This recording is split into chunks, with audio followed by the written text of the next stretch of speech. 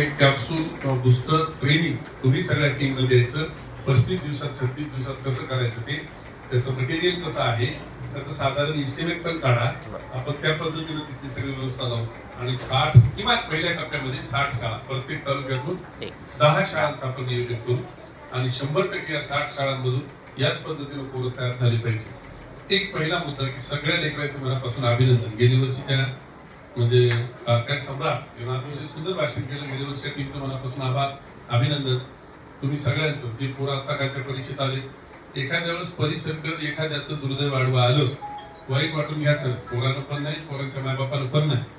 कदाचित त्याला या परीक्षेत संधी नसेल, पण पुढे कुठेतरी मोठी संधी भेटणार असेल. मला इंटरव्ह्यू मध्ये प्रश्न विचारला होता, तुमचं इथं सिलेक्शन नाही झालं तर तुम्हाला काय वाटत? म्हणजे काहीच वाटणार नाही. आता मी क्लास 2 च्या इंटरव्ह्यूला आलो, पुढच्या वेळेस मी क्लास 1 होईल. नाही, या खजाने सरांची मुलगी केंद्र शासनाच्या अर्थ विभागामध्ये फायनान्स डिपार्टमेंटला क्लास 2 मधून झाली. म्हणजे बापापेक्षा 1000 पट मुलगी पुढे गेली. आपण काय डीएड होऊन तिथं आलो ना सगळे, हे लक्षात घ्या. आणि इथं प्रमुख सगळ्यांना पुन्हा एकदा सांगतो, पोरींच्या शिक्षणाला अडथळे आणू नका रे बापू. तुमचं पोरग नाही शिकलं तरी सोडून द्या, काही नाही, कुठे रिक्षा चालवलं अडचण नाही आम्हाला. पण पोरी इतकं सुंदर शिकताय त्या मागच्या 25 वर्षाच्या काळामध्ये, तेवढं कुठलीही पोरं शिकत नाही. जे पोरं शिकले त्यांचं मी मनापासून अभिनंदन करतो. पण ज्या पोरी शिकतात त्यांच्या पाठीशी सगळ्यांनी उभं राहा. मी नेहमी सांगत असतो, मशिदीतली नमाज नाही केली तरी चालतं, मंदिरातला अभिषेक नाही केला तरी चालतं, विहारातली वंदना नाही केली तरी चालतं. लेकरांच्या शिक्षणासाठी सगळेजण जीवाभावानं पाठीशी उभे राहा. तीच सगळ्यात मोठी प्रार्थना. केलेल्या प्रयत्नाबद्दल मी गेल्या वर्षी मला वाटतं तुम्हाला जेवणाचं निमंत्रण दिलं, तुम्ही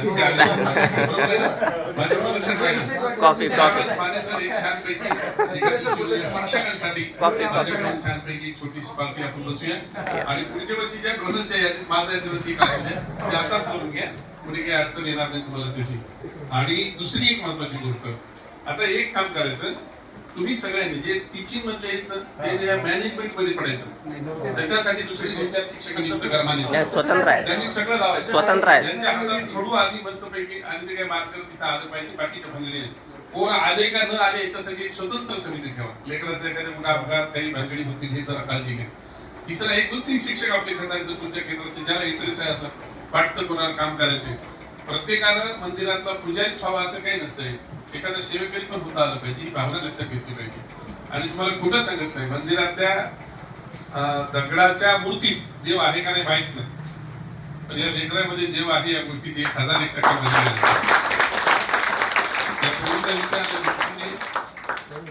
काय व्हायचंय तिला मी IPS म्हणाली, IAS म्हणाली.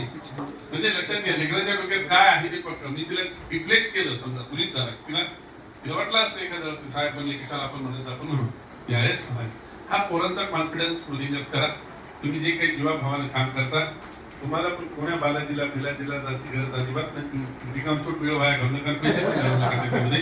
कारण मी माझ्या आयुष्यात सगळं, मी वारकरी परंपरेतला, माझ्या घरात 8-10 पिढ्यापासून आषाढी कार्तिकी मागची वारी आहे. वयाच्या 12 वर्षापासून माझ्या बापाने गळ्यात कपास घातलेला आहे. आजही आमच्याकडे ती सगळी प्रथा परंपरा. मी पंढरपूरमध्ये गेल्यावर रांगेला लागून पांडुरंग दर्शन कधीच घेत नाही.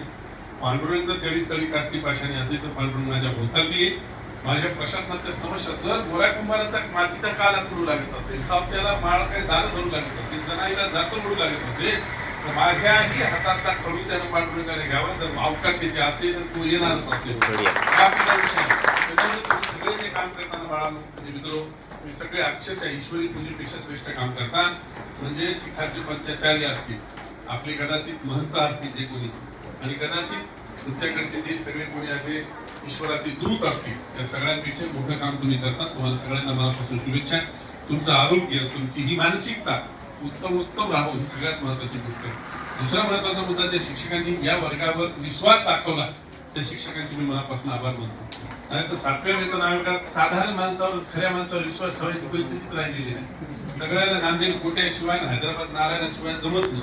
हा प्रॉब्लेम झालेला आहे आपल्या सगळ्या. पण तुम्ही ज्या काही गरिबांसाठी केलं, तुम्हाला मी आदेश सांगतो, तुम्ही याच्या पुढे प्रोफेशनल क्लासवाले झाले, उद्याच्या कदाचित तुम्ही उद्याचे महाराष्ट्राचे मोठे गावकर जरी झाले तर आम्हाला कौतुक वाटणार नाही. आणि आमच्या गरिबाच्या लेकराला जे शिकवतात त्यासाठी आम्हाला अंतकरणापासून कौतुक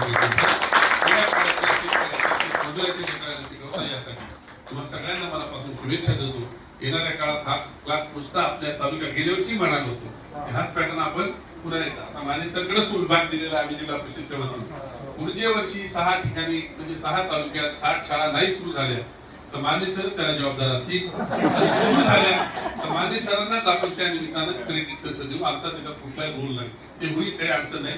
तुम्ही फक्त थोडासा वेळ द्या. मानेसर आपण एक मीटिंग स्पेशल याचीच लावायची. आताच आपण तिकडे सगळ्यांना सांगून ठेवू. नवोदयसाठी एक ट्रायल बेस त्यांचा आणखी सुट्ट्या जरी नाही झालं तर कदाचित येणाऱ्या दिवाळीच्या सुट्ट्यामध्ये 36 दिवसाचं नसेल तर 15 दिवसाचं कॅप्सूल टाईप पद्धतीचं ट्रेनिंग आपण देऊ शकतो. तर याही पोरांना 15 दिवसाचं ते द्या. परंतु परीक्षा याची कधी आहे ना डिसेंबर काही तारखेला आपण दिवाळीचं एक त्यांना देऊ शकतो. तर त्याचंही एक नियोजन करा आणि त्या नियोजनामध्ये छान पद्धतीने करून घ्या. आणि तुम्हाला सगळ्यांना विनंती बाळांनो, तुमच्या सगळ्या आलेल्या पालकांना, आई आणि कदाचित पुरुष पालक जे आले बाहेर उभे आहेत त्या सगळ्यांना माझी विनंती आहे, लेकराचा अभ्यास करून घ्या. मोदीनं असं केलं, शहा तसं करता, भिकारचोट भानगडीत पडू नका. काही गरज नाही, त्याच्यावर आपलं काही हलकं होत नाही. मी नेहमी विचार करतो, मी कोणावर बी बोलायला तयार आहे. माझ्या अकाउंट मध्ये आपोआप बोललं तेवढे पैसे येत असतील तर रिकाम का आला बोलतात, केला रिकाच्या लोकांचे पंक्चर रिक्षा ओढत बसतात बिना कामाचे. त्याच्यामुळे हे धंदे बंद करा. काय तुमच्या देवाच्या ह्याच्या त्याच्या काय नादी लागू नका. आपले लेकरं आले झाले तर तुमचा गाव आज जो तुमच्याकडे एका वेगळ्या नजरेनं पाहतो तो उद्या तुमच्याकडे अतिशय सन्मानाच्या नजरेनं पाहिजे. ती गोष्ट लक्षात घ्या. उद्या ही पोळी ज्या दिवशी आयस होईल त्या दिवशी तिच्या बापाचा तिच्या आईचा जो सन्मान असतो तो कशाने भरून निघणार नाही. मी नेहमी एक गोष्ट सांगत असतो. आता येताना आम्ही एक 74 टायरचा ट्रक पाहिजे, 74 टायर लोडिंग असतात, मोठ्या मोठ्या मशिनरी कारखान्यात येतात ते.